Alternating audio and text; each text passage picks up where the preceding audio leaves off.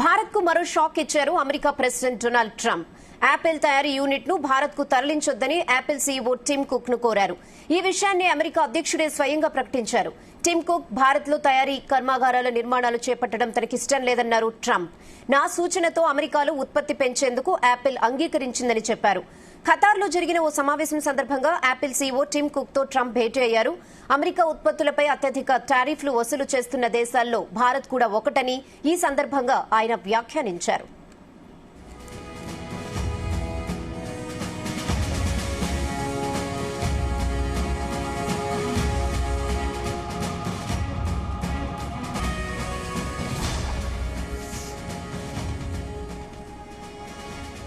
ఇప్పటికే చైనాపై భారీగా టారిఫ్లు విధించడం, అమెరికాతో దానికి మధ్య తీవ్రమైన అభిప్రాయ భేదాలుండటంతో యాపిల్ అలర్ట్ అయింది. అమెరికాకు అవసరమైన ఐఫోన్లు మొత్తాన్ని భారత్ లో తయారు చేయించి ఎగుమతి చేయించేలా ప్రణాళికలు సిద్దం చేసింది. మన దేశంలో ఫాక్స్కాన్, టాటా ఎలక్ట్రానిక్స్ సంస్థలు ఐఫోన్ అసెంబ్లింగ్ చేస్తున్నాయి. ఇటీవల కంపెనీ సీఈఓ టిమ్ కుక్ కూడా ఈ విషయాన్ని వెల్లడించారు. ఇప్పుడు ట్రంప్ ఎంట్రీతో సీన్ మారేలా కనిపిస్తోంది.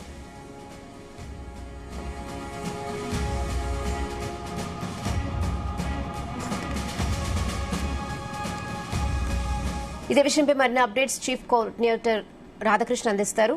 Radhakrishna. Good afternoon Rahana. America అధ్యక్షుడు డొనాల్డ్ ట్రంప్ తీసుకుంటున్నటువంటి నిర్ణయాలు భారత్ కు షాక్ కలిగిస్తున్నాయి. ఇటీవల కాలంలో సుంకాల విషయంలో ఇటు చైనా కావచ్చు, ప్రపంచ వ్యాప్తంగా అన్ని దేశాలపై అమెరికా కొన్ని ఆంక్షలు విధిస్తూ వస్తుంది. సో దాని నేపథ్యంలో వాణిజ్య పరంగా అనేక ఇబ్బందులు, కొద్దిగా అంటే ఏదైతే ఆర్థికంగా వెన్నుదనగలిగినటువంటి పరిస్థితుల్లో అమెరికా అధ్యక్షుడు ట్రంప్ తీసుకుంటున్న నిర్ణయాలు ప్రపంచాన్ని కూడా మొత్తంగా కూడా దెబ్బతీస్తున్నాయి. ఇలాంటి క్రమంలో ఇటీవల కాలంలో రీసెంట్ గా జరిగిన ఖతార్ లో ఒక సమావేశంలో ట్రంప్ పాల్గొన్నాడు. దీనికి అక్కడ ఉన్నటువంటి యాపిల్ అధినేత టిమ్ కుక్ కూడా పాల్గొన్నాడు. యాపిల్ సంబంధించినటువంటి అధినేత టిమ్ కుక్ తో భారత్కి సంబంధించినటువంటి సుంకాల విషయం కావచ్చు, యాపిల్ సంస్థ సంబంధించినటువంటి పెట్టుబడులు, అదేవిధంగా తయారీ సంస్థలకు సంబంధించినటువంటి అనేక అంశాలపై మాట్లాడి ఇదే సందర్భంలో భారత్ లో మనకు నెక్స్ట్ పెట్టుబడి పెడుతున్నాం, అదేవిధంగా ఏవైతే మీరు పెద్ద ఎత్తున ఇన్వెస్ట్మెంట్ చేస్తున్నారో, ఐఫోన్ల ఉత్పత్తిని పెంచాలనుకుంటున్నారు, అది ఐఫోన్ ఉత్పత్తి కేంద్రాలు అక్కడ ఏర్పాటు చేయాలనుకుంటున్నారు, అది సరైనది కాదు. ఎందుకంటే మొత్తంగా కూడా దేశవ్యాప్తంగా అమెరికా వస్తువులపై సుంకాలు విధిస్తున్నటువంటి దేశాల్లో భారత్ కూడా ఉంది. అలాంటి భారత్ లో మనం అనవసరంగా పెట్టుబడులు పెట్టి వాళ్ళకి ఎందుకు మనము సపోర్ట్ చేయాలి, ఎందుకు మద్దతు ఇవ్వాల్సిన అవసరం ఉందా అని చెప్పేసి టిమ్ కుక్ తో చర్చించినట్టుగా తెలుస్తోంది. సో టిమ్ కుక్ తో ఎప్పుడైతే అమెరికా అధ్యక్షుడు చేశారో యాపిల్ సంబంధించిన ఉత్పత్తి కేంద్రాల విషయం ఏం జరగబోతుంది అనేది కాస్త ఆసక్తిగా మేల్కొంది. ఎందుకంటే ఇప్పటికే పెద్ద ఎత్తున గతంలో చైనాలో ఉండేటువంటి యాపిల్స్ మొత్తం కూడా ఏవైతే మ్యానుఫ్యాక్చరింగ్ యూనిట్స్ అన్ని కూడా ఇప్పుడు భారత్ లో పెట్టాలని అనుకుంటున్నారు. దాదాపుగా ఇప్పటికే $22 బిలియన్ విలువైన ఐఫోన్ల ఉత్పత్తి చేసింది ఇప్పటికే భారత్.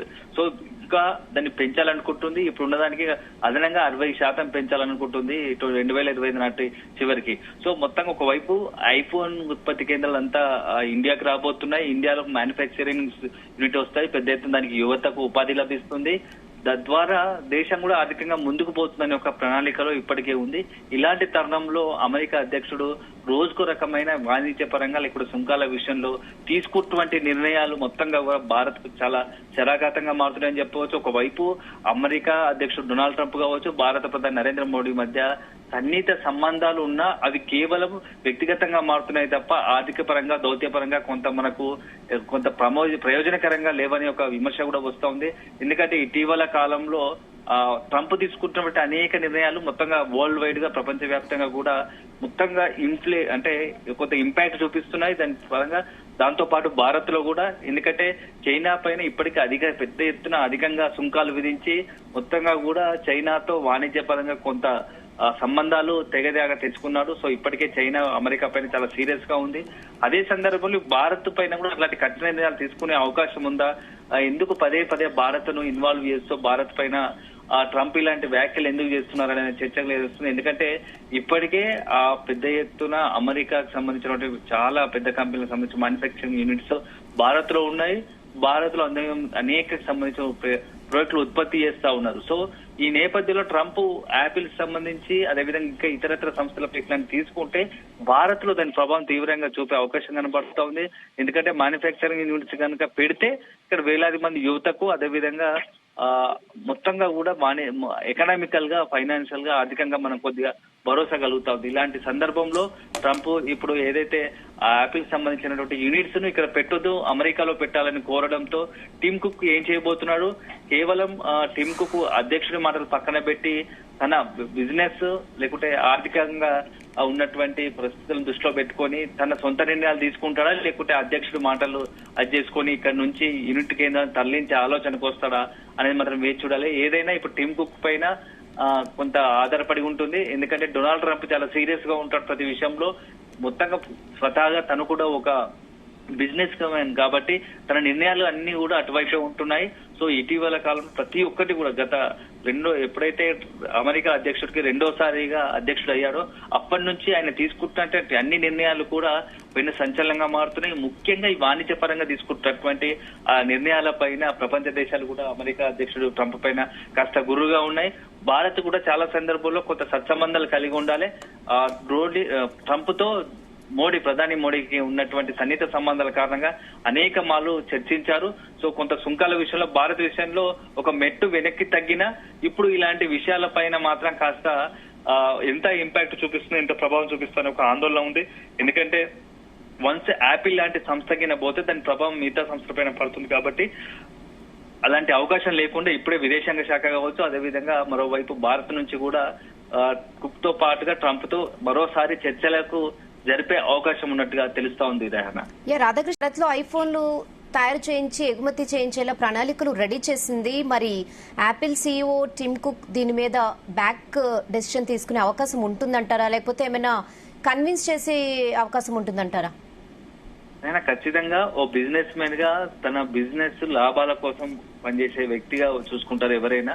సో దానిపైన ఇతరుల ప్రభావం ఉండడానికి ఇష్టపడరు. సో ఇప్పుడున్న పరిస్థితిలో టిమ్ కుక్ కూడా భారతదేశం అనేది మానవ వనరులకు పెట్టింది పేరు. ఎందుకంటే చైనా తర్వాత అత్యంత జనాభా కలిగిన హ్యూమన్ సోర్స్ ఎక్కువ ఉంటుంది కాబట్టి సో ఖచ్చితంగా యాపిల్లో మంచి వాతావరణం ఉంటుంది. అదే సందర్భంలో మనకు కావలసినంత మానవ వనరులు ఉన్నాయి కాబట్టి అక్కడ ఇంత స్వేచ్ఛగా పనిచేసే అవకాశం ఉంటుంది. కాబట్టి ఇండియాలోనే ఖచ్చితంగా నెక్స్ట్ తదుపరి యూనిట్లు కూడా కొనసాగించే అవకాశం ఉంటుంది.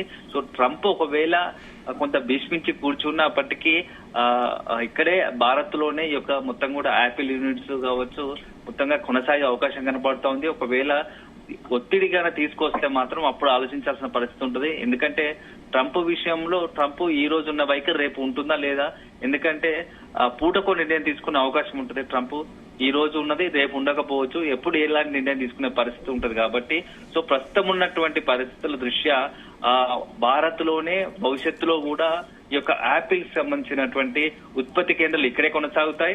దానికి సంబంధించి మన దేశ తరపు నుంచి కూడా మోడీతో పాటుగా అదేవిధంగా విదేశాంగ శాఖ అందరూ కూడా టిమ్ కుక్ తో చర్చలు జరిపే అవకాశం ఉంది. అదే ట్రంప్ తో కూడా చర్చలు జరిపే అవకాశం ఉంటుంది. ఎందుకంటే ఇది కేవలము అక్కడ ఉన్నటువంటి సందర్భంలో తాత్కాలికంగా సుంకాలు దాని ఇంపాక్ట్ అమెరికాలో ఎలా ఉంటుందో అనే దానిపైన ఖతార్లో సమావేశంలో ట్రంప్ మాట్లాడుతూ భారత్ వల్ల కొంత సుంకాలు మనం విధిస్తుంది మన ప్రొడక్ట్ల పైన కాబట్టి ఆ రకంగా నిర్ణయం తీసుకుని ఉండొచ్చు కాకపోతే అల్టిమేట్ గా మాత్రం ఇప్పటికీ కాకుండా భవిష్యత్తులో ట్రంప్ తీసుకునే కొన్ని నిర్ణయాలు మాత్రం ఖచ్చితంగా భారత్ కు ఇబ్బంది కలిగే పరిస్థితులు కనబడతాయి. సో ముందు జాగ్రత్తగా పడి ఇప్పుడే అట్లాంటి విషయాలు ఉంటే ట్రంప్ తో మాట్లాడి భారత్ కు ఇబ్బంది లేకుండా ఇలాంటి పెద్ద అంటే వరల్డ్ వైడ్ టాపెస్ట్ బిగ్గెస్ట్ కంపెనీలు అన్ని కూడా ఇక్కడ ఇండియాలో తన ఉత్పత్తి కేంద్రాలను మ్యానుఫ్యాక్చరింగ్ యూనిట్స్ పెట్టాలనుకుంటున్నాం. కాబట్టి జాగ్రత్త పడి వాటిని కాపాడుకునే ప్రయత్నం చేయాలి, కొత్త వాటిని కూడా తెచ్చుకునే ప్రయత్నం చేస్తే బాగుంటుందనే ఒకటి ఏదైతే ఉందో ఒక వాదన వినపడుతూ ఉంది. రెహానా రాధాకృష్ణ, అంటే అమెరికా ఉత్పత్తులపై అత్యధిక టారిఫ్లు వసూలు చేస్తున్న దేశాల్లో భారత్ కూడా ఒకటని అనేక సందర్భాల్లో ట్రంప్ వ్యాఖ్యానిస్తున్నారు. సో దీన్ని ఎలా చూడాలంటారు? అంటే ఆయన టారిఫ్లు తగ్గించాలని కోరుకుంటున్నారా, లేకపోతే ఇండైరెక్ట్ గా ఈ విషయాన్ని ఇండియాకి తెలియజేయాలనుకుంటున్నారా? ఎలా చూడొచ్చు దీన్ని? వరల్డ్ వైడ్ ప్రపంచవ్యాప్తంగా కూడా ప్రతి దేశంలో అమెరికాకి సంబంధించిన అన్ని ఏదైతే ఉత్పత్తులు దానిపైన ప్రొడక్ట్ల పైన భారీ సుంకాలు ఉన్నాయి. ఎందుకంటే మ్యానుఫాక్చరింగ్ అమెరికాకి సంబంధించినటువంటి డాలర్ అక్కడ ఉన్నటువంటి వరల్డ్ వైడ్ గా ధారక మనకు వీళ్ళు ఎక్కువ ఉండడం వల్ల దానికి సంబంధించి ఇక్కడ ఆయా దేశాల్లో ఈ యొక్క సుంకాల విలువ అధికంగా ఉంటుంది. సో దాన్ని దృష్టిలో పెట్టుకొని అక్కడ కూడా మిగతా దేశాల్లో మ్యానుఫ్యాక్చరింగ్ యూనిట్లు అమెరికాతో పోలిస్తే చైనా కావచ్చు, అదేవిధంగా ఇండియాలోనే ఎక్కువగా ఉంటాయి. ఎందుకంటే హ్యూమన్ సోర్స్ కావచ్చు, ఇతర రకరకాలకు సంబంధించిన అంశాల ఆధారంగా అమెరికా ఏదైనా పెద్ద దేశం అయినప్పటికీ చైనా కావచ్చు, లేకుంటే భారత్ పైన ఆధారపడాల్సిన అవసరం ఉంది. సో దీన్ని గ్రహించినటువంటి అమెరికా అధ్యక్షుడు డొనాల్డ్ ట్రంప్ మన వల్ల వాళ్ళు పెద్ద ఎత్తున వాళ్ళకి ఆర్థికంగా వెన్నుదన్నుగా నిలుస్తున్నారు. ఒక రకంగా మనకు భవిష్యత్తులో అమెరికాకు చైనా అదేవిధంగా భారత్ నుంచి వాణిజ్య పరంగా పోటీకి నిలుస్తారు. తద్వారా అత్యంత శక్తివంతమైన దేశాలుగా మారే ప్రమాదం ఉంది.